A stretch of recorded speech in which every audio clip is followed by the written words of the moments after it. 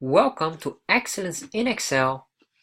I'm Nick Wong, and in this video we'll focus on how to use conditional formatting with data bars. So what is that exactly? Conditional formatting helps you to highlight specific cells based on specific conditions. And with the data bars you can make values visual. So instead of seeing only these numbers, you can see a bar, and this bar is basically an alternative for a standard bar chart.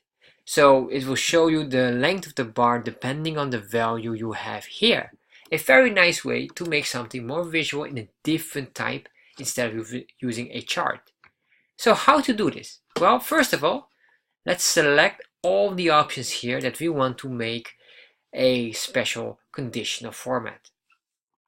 So once we have them, we selected all of this, make sure you go to your Home tab, and in the Home tab you have here Conditional Formatting. Select this, and you can select all the options here. In this case we want the data bars. So once we have here this data bar, we can just select any one we want, and there's even more rules. However, any color is in this case fine. So let's select a solid green color. So we select on that, and you can see now we have our bars in the cell that we have highlighted. Very nice. And you can see right now this value 2850 is the largest value. So with conditional formatting, this is considered as 100% or the top value, and all these other values here are relative to this. So if we change this to 2000, you'll see that everything else is changing as well. So all the bars are adjusting in size because they will recalculate the formula based on the new value here.